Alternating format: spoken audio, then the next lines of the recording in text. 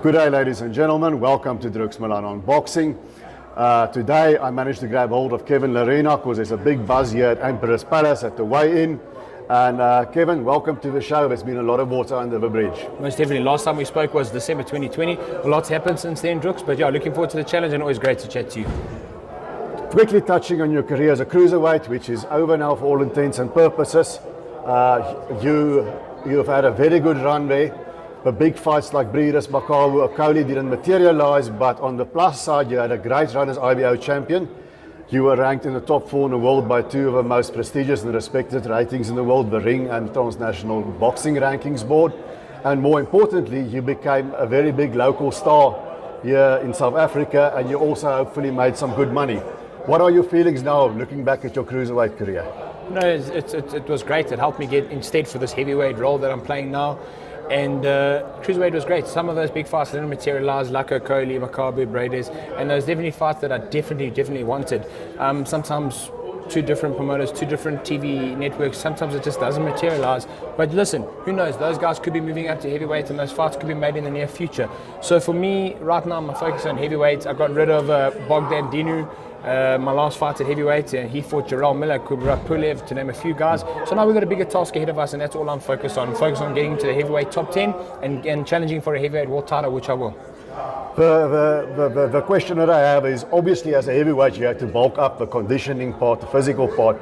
Have you changed your style in any way fighting as a heavyweight? No, because my style is always going to be bring speed to the table, bring explosiveness, bring tenacity. I'm a smaller heavyweight. I didn't really bulk up, to be honest. This is what I used to cut from to make cruiserweight. So there's no changes in my physical stature. There's no changes in my boxing style. A lot more explosive now.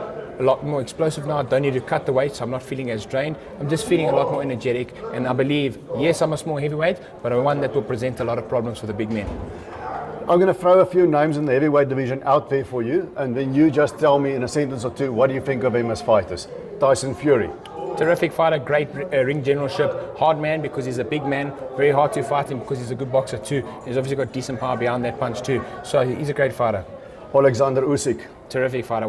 My honest opinion, the hardest fighter in the heavyweight division because he's like a cat in there. He's moving all the time, and our styles are very similar in the sense of I move a lot, I'm explosive, and he's the same. You know, he's not the type of guy who's going to stand in the pocket and trade off with you. So he's also a very hard fighter and a good champion. Anthony Joshua. Strong guy, very strong. I believe he's just going through a phase in his career right now that's not going his way. We've seen what he could do in some of the sporadic moments of the fights with Usyk. He's a strong guy, very athletic, probably the strongest heavyweight out there at the moment in terms of physical stature, boxing ability. Yes, he can box, but I don't think it's got it all in terms of boxing. He's got to be a puncher fighter, and that's all he can be. Andy Ruiz. Explosive, very tough fight. He's got terrific hand speed. Those are the type of guys, Andy, you can't fight him in front of him. You've got to be on the sides of him. You can't fight him down the line. You fight him down the line, it's a 50-50 fight. 2 guys are going to fight each other now, Joe Parker and Joe Joyce. Yeah, great fight. Joseph Parker, I think, has always been a tough competitor. He's got good hand speed, and Joe Joyce, the juggernaut, big, strong, tough, big gas tank. It's a good fight for both. I think Joe Joyce is getting Joseph Parker at the right time of his career. However, it is a big risk for Joe Joyce, and I think Joseph Parker's got everything to gain from this fight. So it is a 50-50 fight, but Parker's got the boxing ability, and I do believe that Joe Joyce, being as strong and as physical as he is very robotic. So there is time for him to get hit. So 50-50 fight as well. Before we get to Marius Wach, let's look a bit beyond Marius Wach. I know you don't like to do that. You, Golden Gloves Promotions, flagship fighter. They've got a winning formula here at Emperor's Palace in partnership with them, the box and dine format. You put the bums in the seats. But how is it going to go going forward to get the next level of opponent? Because we have an interest rate to get you those fights with a Joshua, with a Fury, with a Parker. Yeah. Well, to be totally honest, obviously I can't overlook Marius Wach on Saturday night. He's a big name. We've got a big future with Golden Gloves, you know, obviously doing a deal with Emperor's Palace and Supersport, who are coming to the party next year, so we can add a different element to boxing, so we can get the bigger names out here, which means more money from the TV networks and more money from the hotels. So for me, that's a big thing, but I can't overlook Saturday night. I need to beat Marius Wach, I need to beat him well, and then we can sit on Monday and start to talk numbers and figures, because we do want to get the bigger names here next year or go there.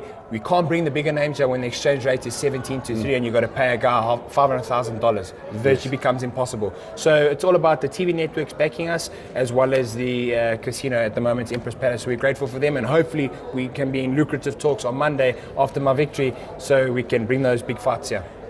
Then, Marius Vach. Yeah. What do you see in him? Terrific competitor. He's fought Vladimir Klitschko for the world titles. He's fought Huey Fury. He fought Dylan White. He's fought all the big names, and he's fought them, and he's given them hell. I'm looking forward to the challenge. I do feel their camps underestimated me, but that's okay. I've always had the mentality of being the B team, the underdog, and I just look forward to the fights. It's a tough fight. The mountain's a big one to climb. But when I beat Marius Vach, the world top 10 will be on high alert for me, and I'm coming to take all those names in the top 10. Kevin, you know I always end it. Look at the camera and give the fans a reason to come. They're already coming, it's sold out anyway. Yeah. But tell them, give them a prediction for tomorrow night. Sold out show. Just want to thank everybody who's purchased their tickets. Catch all the action live on Supersport, and thank you to everybody who supports me. Forever grateful, and Saturday night's victory dedicated to every one of you. Thank you very much. A prediction? KO, round 6. Thank you, Kevin. Cheers, brother. That's it, guys. Please hit the like and the subscribe, and until we see each other again, keep them up.